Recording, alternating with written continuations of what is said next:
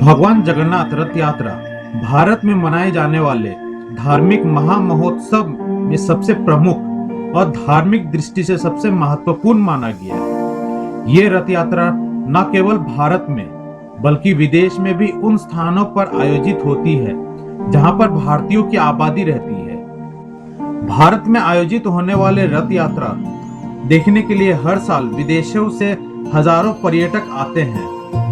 भगवान श्री कृष्ण के अवतार जगन्नाथ जी की रथ यात्रा में शामिल होने का पुण्य 100 यज्ञों के बराबर माना जाता है। सागर तट पर बसे पुरी शहर में होने वाली जगन्नाथ रथ यात्रा उत्सव के समय आस्था का जो भव्य उत्सव देखने को मिलती है वो और कहीं दुर्लभ नहीं है। इस रथ यात्रा के दौरान भक्तों को सीधे प्रतिमाओं तक पहुंचने का सुनहरा अवसर प्राप्त होता है। जगन्नाथ रथ यात्रा 10 दिवसीय महोत्सव होता है। यात्रा की तैयारी अक्षय तृतीया के दिन श्री कृष्ण, बलराम और सुभद्रा के रथों के निर्माण के साथ ही शुरू हो जाती है। भारत के 4 पवित्र धामों में से एक पुरी के 800 वर्ष पुराने मुख्य मंदिर में योगेश्वर श्री कृष्ण जगन्नाथ के रूप में विराजते हैं। साथ ही यहाँ बलभद्र और सुभद्रा भी है।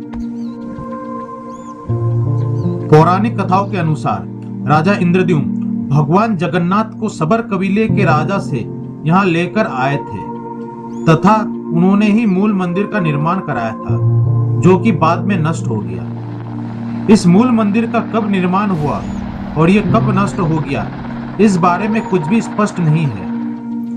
ययाति केसरी ने भी एक मंदिर का निर्माण कराया था। ऐसा माना जाता है कि वर्तमान 65 मीटर ऊंचे मंदिर का निर्माण 12वीं शताब्दी में चोल गंगदेव तथा अंग भीमदेव ने कराया था, परंतु जगन्नाथ संप्रदाय वैदिक काल से लेकर अब तक मौजूद है। मान्यता है कि एक बार भगवान जगन्नाथ की बहन सुभद्रा ने उनसे नगर देखने की इच्छा जाहिर की, तो वो उन्होंने भाई बलभद्र के साथ रथ पर बैठकर ये नगर देखने लाए थे। कहा जाता है कि रथ यात्रा से भगवान जगन्नाथ अपने भाई बलराम और बहन सुभद्रा के साथ अपनी मौसी के घर जाते हैं और वहां पर 7 दिन ठहरते हैं। इस वजह से पुरी में जगन्नाथ मंदिर से 3 रथ रवाना होते हैं। गुंडीचा मंदिर को गुंडीचा बारी भी कहते हैं। ये भगवान की मौसी का घर है। इस मंदिर के बारे में पौराणिक मान्यता है कि यहाँ पर देव शिल्पी विश्वकर्मा ने भगवान जगन्नाथ, बलभद्र और देवी की प्रतिमा का निर्माण किया था। रथ यात्रा में सबसे आगे बलराम जी का रथ, उसके बाद बीच में देवी सुभद्रा का रथ और सबसे पीछे भगवान जगन्नाथ श्री कृष्ण का रथ होता है। इसे उनके रंग और ऊंचाई से पहचाना जाता है। जगन्नाथ जी का रथ गरुड़ ध्वज या कपिल ध्वज कहलाता है।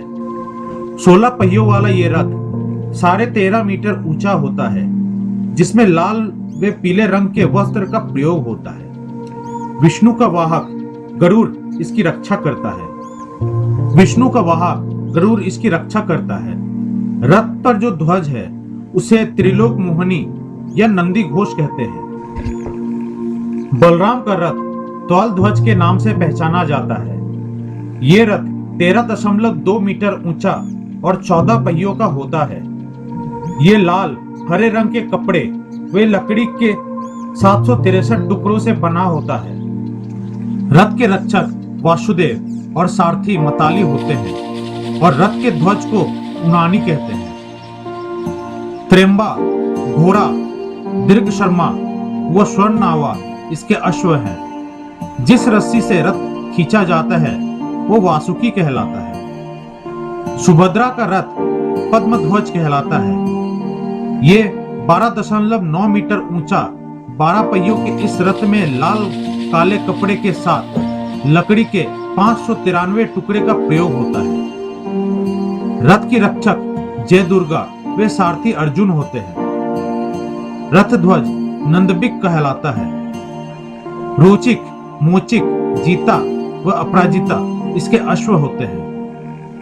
इसे खींचने वाले रस्सी को स्वर्ण चूड़ा कहते हैं। सभी रथ नीम की पवित्र और परिपक्व काष्ठ से बनाए जाते हैं, जिसे दारू कहते हैं। इसके लिए नीम के स्वस्थ और शुभ पेड़ की पहचान की जाती है, जिसके लिए जगन्नाथ मंदिर एक खास समिति का गठन करती है। इन रथों के निर्माण के लिए किसी भी प्रकार के कील या काठी या अन्य किसी धातु का प्रयोग नहीं होता है। रथों के लिए काष्ठ का चयन बसंत पंचमी के दिन से शुरू होता है और उनका निर्माण अक्षय तृतीया से प्रारंभ होता है।